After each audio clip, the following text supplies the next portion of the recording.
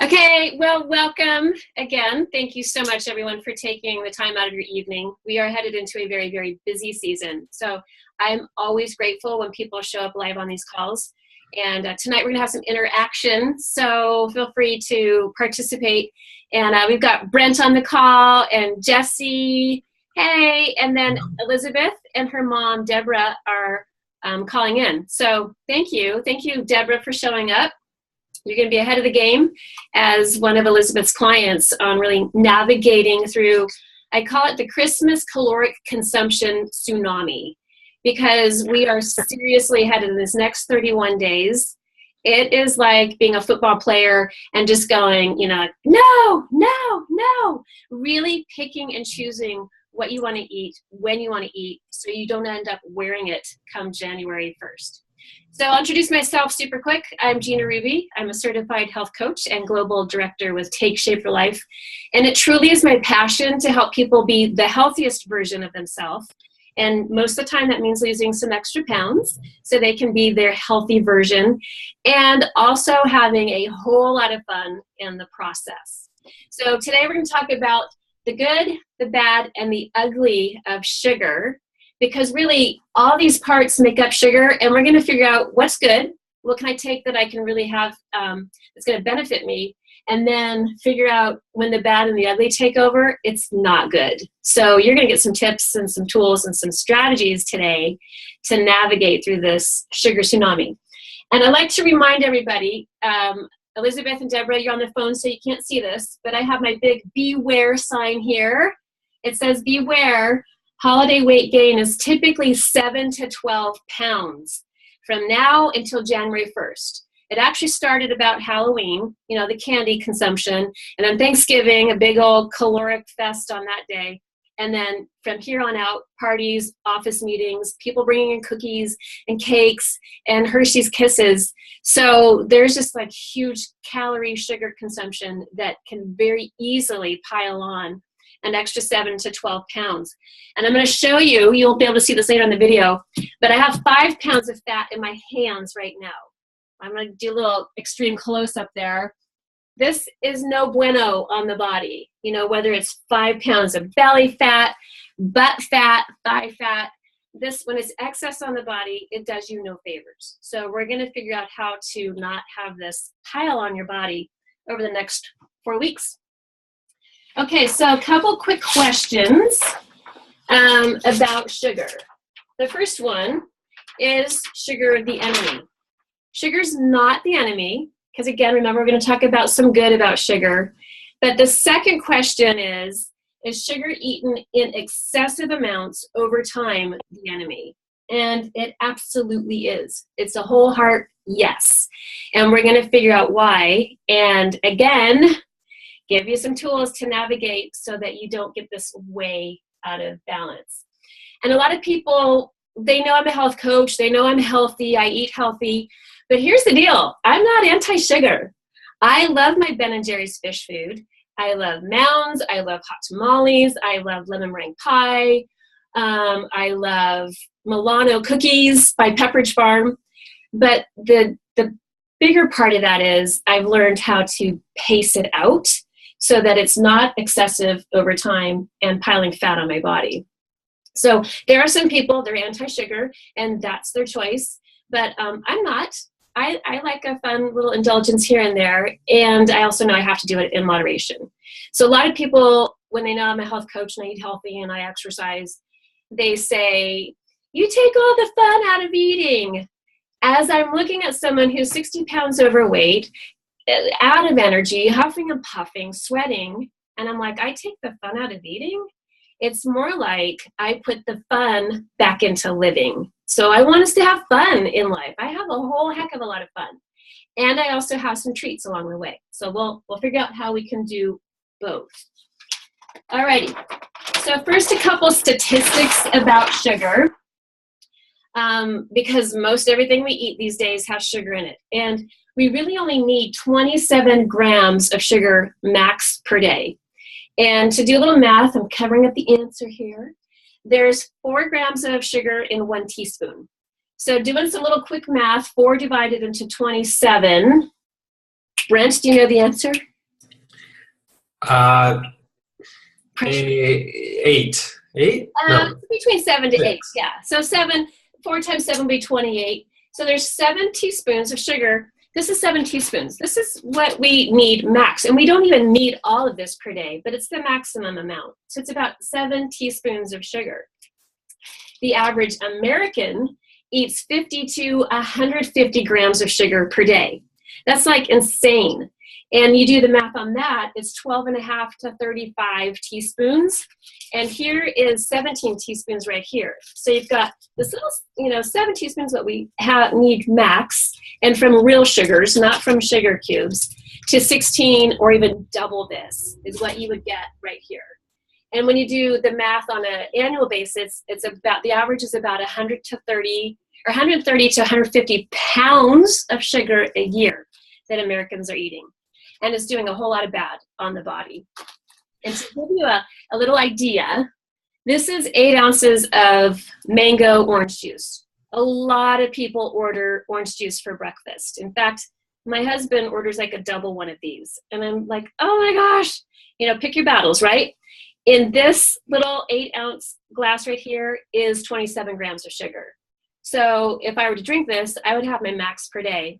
Anything I eat above and beyond that has sugar in it, now is going to be above and beyond what I need, and it's going to find some fat pockets. So that just gives you a little idea. And I do drink this once in a while. What I use this for is my green smoothies, just to put a little splash of some sweet into it, so a little more palatable. Alrighty, a couple other statistics that you need to know is this is what sugar is in. It is in bread, rice, pasta, dairy, tortillas. So pretty much anything that tastes yummy and you love, sugar is in.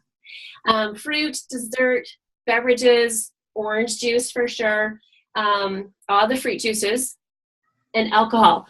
Everything on here except the fruit is processed foods and beverages. And the food and beverage businesses know that if they pile sugar in, that people will eat more because, as we'll find out, it has a very addictive quality.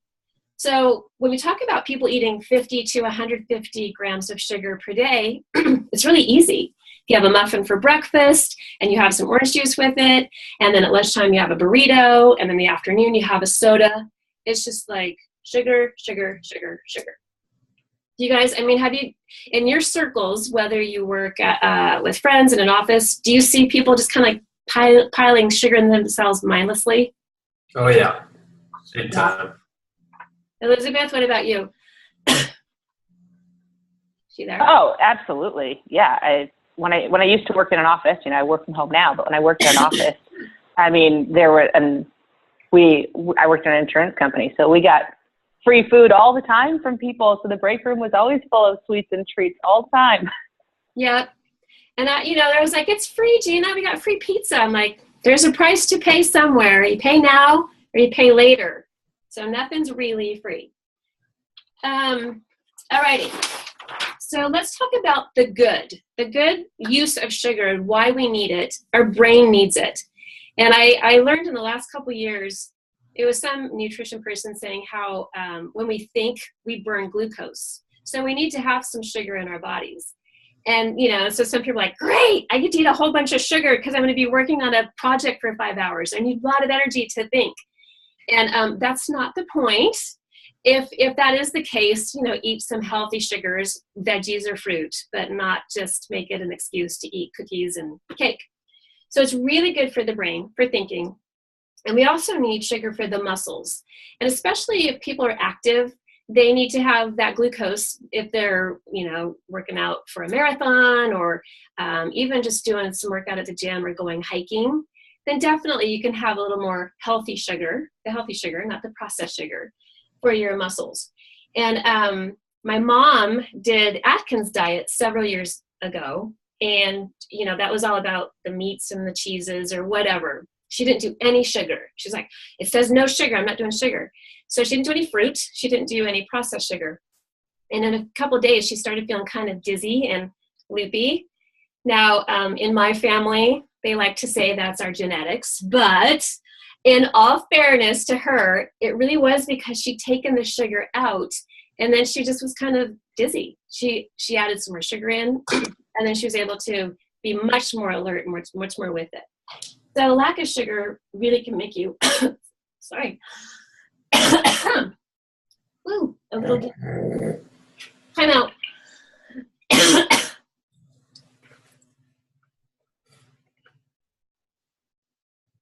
That was weird. Saw the sugar, it's getting to me. Okay, so veggies and fruit. Let me get some water really quick.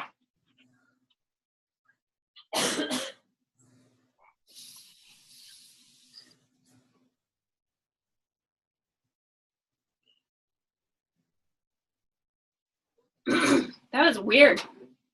Sorry, it's getting me all choked up. Okay, so veggies and fruit really are our best choices. So now, going into the bad. We talked about how the food and beverage companies really know that to pile in the sugar is going to make people want to eat more and more. And the reason is there's a dopamine effect in our brain. I mean, have you guys heard about the dopamine effect? Sounds familiar. Just, nobody's heard of it? Not Sounds clear. familiar. I'm not really know what it is, but I have heard of it. Yeah, I'm going to draw it out. Say, here's your head. Your brain's up here. When we eat sugar, it just like floods our body with dopamine, which is an endorphin, and it feels good. So it becomes this vicious cycle where I want to feel good, I'll eat sugar. Then there's the down, where I'm like, oh God, I overate. I'm mad at myself. I need a rush, and they'll do the sugar again. So it's really this vicious cycle of people dumping dopamine, just like heroin or a cocaine addict. And it's a coping method that a lot of people use because they're depressed. They've isolated, they're mad at themselves, they're mad at the world, and sugar is it's a free, not a free, but it's a legal drug that they can turn to. And it's really about helping people come up with better coping methods than just turning to food or sugar. The ugly, let's get to the ugly. Well, first of all, I've hidden my answers because I want to see if you kind of come up with the same answers I came up with. So what do you think the ugly side of excessive sugar on the body is? Addiction. Okay, addiction, we talked about it there. Like, what are the consequences, like the visual consequences? Well, obviously. Maybe some wrinkles? Yes, that's one of them. I'm going to keep my answers covered. So aging, wrinkles. What else? There's a kind of really obvious one. Diabetes. Diabetes, okay. What other ones? You gain weight. Yes, okay. Yeah, ding, ding, ding. All right, Brent. My mom helped me over there with her hand gestures over there. What? Oh, thank you, Jesse. Yeah, it adds fat. It adds excessive sugar, because remember, if our bodies can only take 27 grams and we're eating twice to 4 times the amount, it's going to go to fat. And then that fat increases high cholesterol, it increases blood pressure, it increases diabetes. It's just like the spiral effect of bad news. Premature aging, it starts to dehydrate us. Also, it suppresses our immune system. We get sicker a lot easier because sugar compromises that.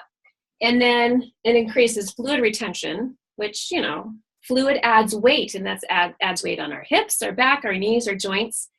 And I came up with a couple other ones. It slows down our adrenals, and our adrenal glands are very important, especially when it comes to stress.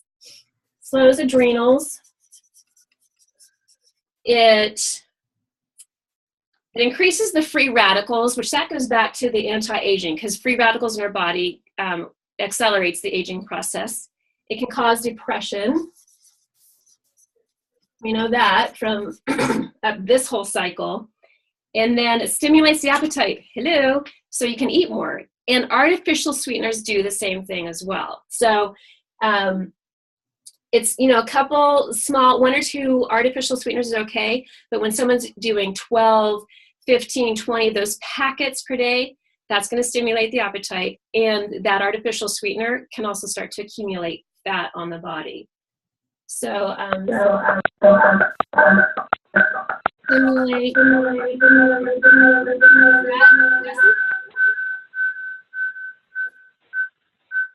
You know what that is? Did that go? Do you hear it? Okay, it's gone now. And then also can cause headaches or migraines.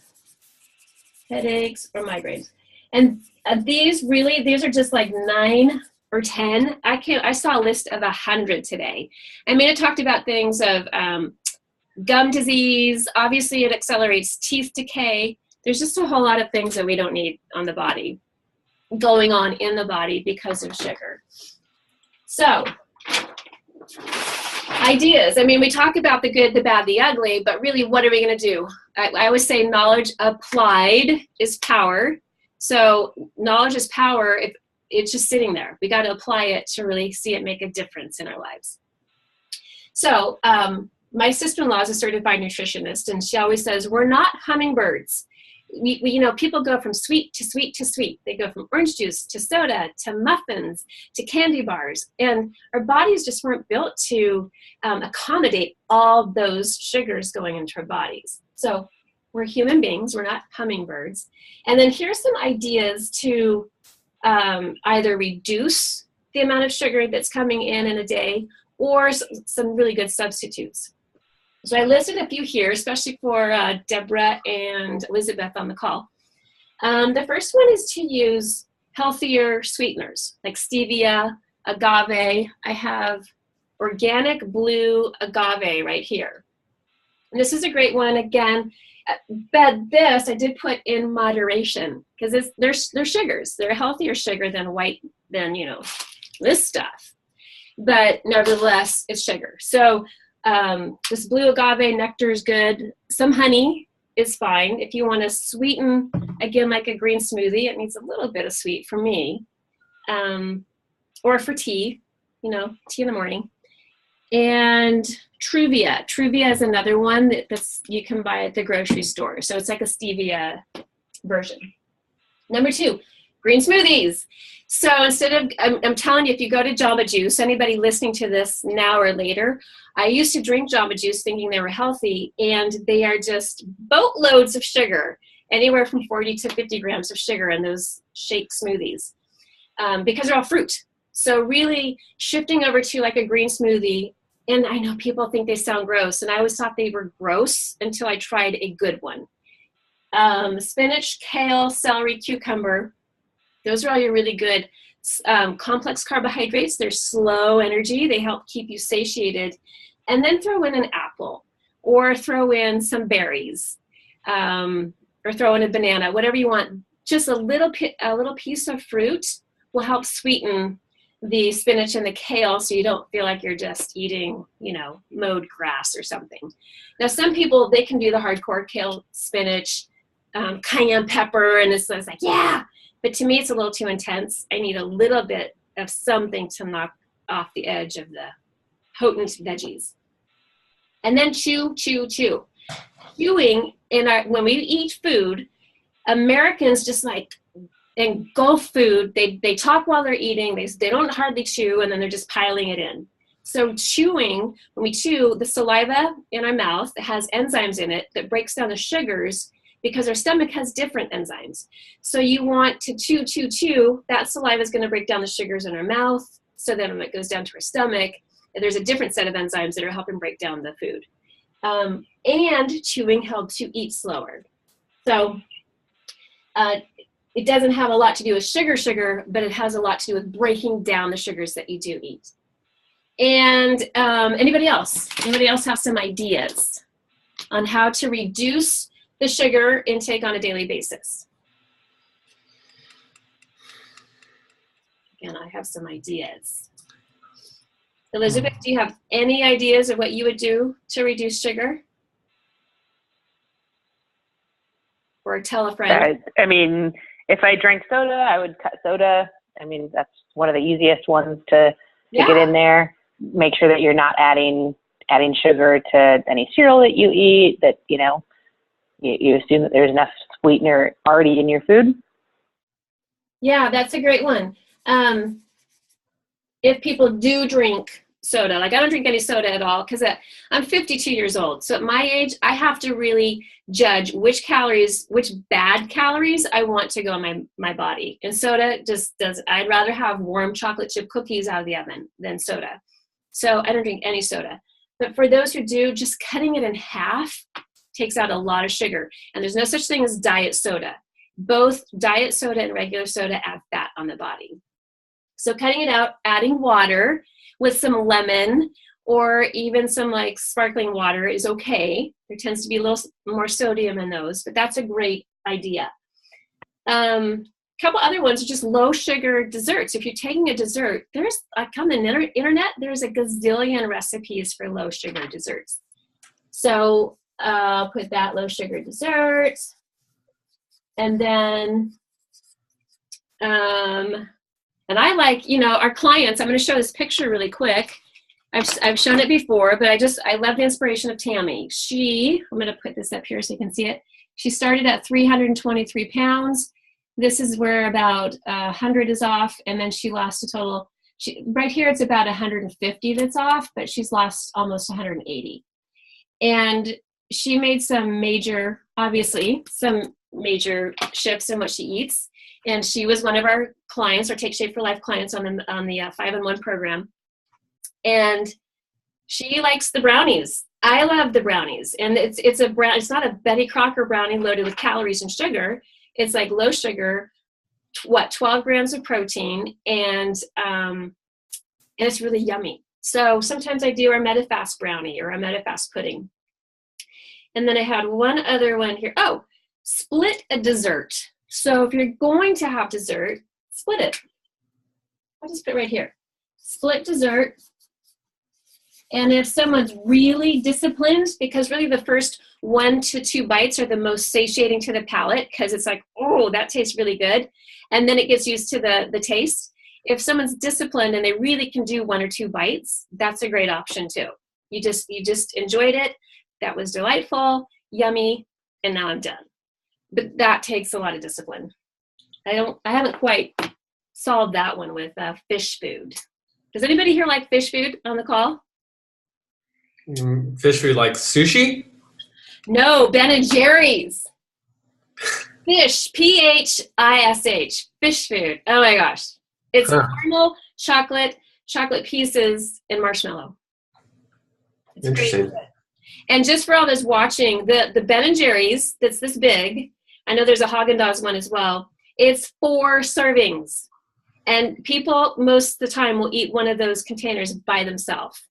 So I finally looked on the side, it's 4 servings, it's about 200 calories per serving. So that little container is 800 to 1,000 calories. Scary. And like bucket loads of sugar. Okay. So I want to go back to what we talked about a couple weeks ago, just 3 questions. So knowledge applied is power. We know the good of sugar. It's good for our brain and good for our muscles in moderation. The bad part is it is addictive. If people are used to that being their go-to to cope with life, it's really about, and it's hard when people are addicted, it's hard for them to get out of that vicious cycle. So they really do need somebody to help them get out of that and find other avenues in life to find joy and to find fun. And it usually means getting out of your isolation and joining a social group of people that are healthy minded and go hiking to get your endorphins or go volunteer at a shelter to really feel good and feel like you're giving back. So that's the bad side of sugar. And then the ugly side is just all those consequences plus the additional fat gain. So when it comes to, as we're going through the next 4 weeks, really making rational and emotional decisions that go together rather than compete. And the 3 questions we asked a couple weeks ago is eating this in my long-term best interest? So for Deborah, who's on the program, it's going to require making a lot of really focused, disciplined decisions to reach the success that she wants to reach. for the rest of us, even though we're in maintenance, we still need to be mindful and cognizant of what's going in our body. And then number 2, if I eat this now, how will I feel in an hour, and how will I feel tomorrow? Even in maintenance, I've pigged out before and really, really regretted it because I feel gross, my clothes don't fit, and it just kind of takes me out of the loop of being productive. And then the third question is, how will I feel a year from now if I continue to make decisions like this? And this can be in the positive or the negative. I like to think of it as in the positive. If I'm making really healthy decisions now, how am I going to feel a year from now if I continue to make those healthy decisions? I'm going to feel really good.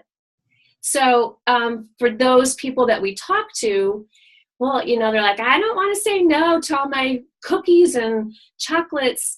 This is a great question. If you continue to eat like this, because if you don't change your habits now, it's going to you're going to still want some of that stuff in January. And yet you're complaining about being overweight. You're complaining about being on medications. How will you feel a year from now if you continue this cycle? So it's really fun for us to help people, give them options and ideas to get on a trail that they do want, rather than a trail they just feel like it's autopilot and they're stuck on. So that's it. We have a couple minutes. So does anybody have any questions about sugar or anything we needed to make more clear here? No, but I would recommend seeing the documentary That Sugar Film. Yes. I just saw it recently, and it was spot on. I know. Deborah or Elizabeth, have you seen it, That Sugar Film? No, yeah, I have. Elizabeth's here. I have. It's awesome. It's totally worth your time. I wish they would show it to children, because that's really where the shift that's where the shift happens. And kids, whenever I go in and I show kids, the Red Bull or Full Throttle, I mean, this right here is 57 grams of sugar, and it's 1 serving per can. So you just almost doubled or tripled your daily allowance on something that has no nutritional value and loaded with 200 calories and 57 grams. So I showed them things like that, or even sodas or the fruity drinks. And they like knowing that, in excess, that's not good for their bodies, because the commercials certainly aren't telling them that. So yeah, That Sugar Film. I love the title too. It's just That Sugar Film. Deborah, just real quickly, are you finding it that you can navigate through the Christmas season so far, or has it been challenging? Well, I just started yesterday. Yesterday was my first day, so these 2 days have been fine. Okay, and do you work outside the home? No, actually, I'm on short-term disability right now. I have some issues going on. Okay. Well, then the good news is you don't have people throwing bad food at you unless they bring it to your house, and then you'll have to. Exactly. And in your case, if people are wanting to help bring food over or whatever, I never say, I'm on a diet or I'm overweight. Just say I'm on a program. Use the word program. I'm on a program just to get my health a little better. And I'm choosing to not eat sugars. I can't eat sugar. I'm choosing to not. Then all the power is yours, and it's your goals, your focus, and people can respect that. And even if they don't get it, that's okay. It's your focus and your goal. So good. All right, everyone. Well, we're up at 30 minutes. So thank you for joining. And I'm bummed we couldn't hear you, Jesse, but we'll figure it out.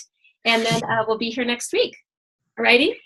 All right, Gina. Thanks, everyone. Have a good evening. Bye. Thank you so much.